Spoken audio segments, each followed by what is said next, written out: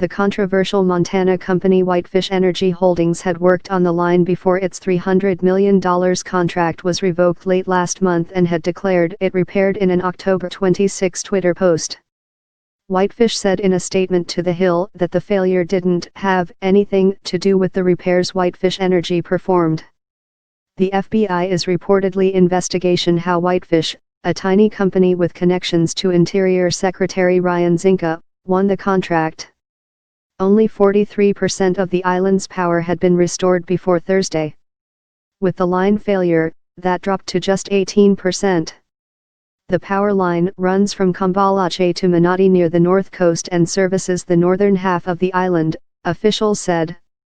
About 25% of the power had been restored by Thursday night, and officials hoped 42% would be back by Friday. Ricardo Ramos Rodriguez, executive director of the Puerto Rico Electric Power Authority, PTEPA, told CNN.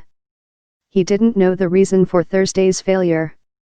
Justo Gonzalez, PTEPA's director of generation, said on a Facebook video that returning power to hospitals, airports, and fire and police stations would be a priority. The demoralizing setback occurred just days after some of the same regions of the island were beginning to get back online more than 6 weeks after Hurricane Maria.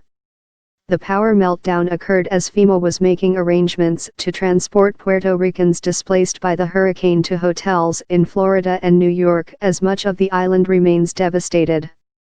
It's the first such plan of its kind by FEMA.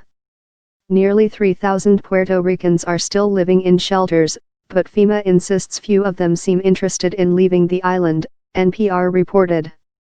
About 140,000 Puerto Ricans have already left on their own for Florida, according to Florida Governor Rick Scott. Restoration of power and running water, delivery of food to hungry citizens, construction and repair of buildings, and the reopening of schools are severely lagging. Donald Trump has said he would score a 10 out of 10 for his response to the Puerto Rican devastation. "We have provided so much, so fast," he said in mid-October, a month after Maria hit, when 80% of the island had no power and 30% had no running water. San Juan Mayor Carmen Yulín Cruz slammed the federal government's response.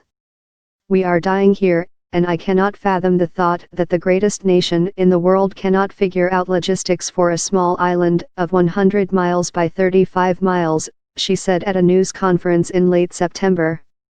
"Mayday. We are in trouble." Trump responded in a tweet that she was nasty.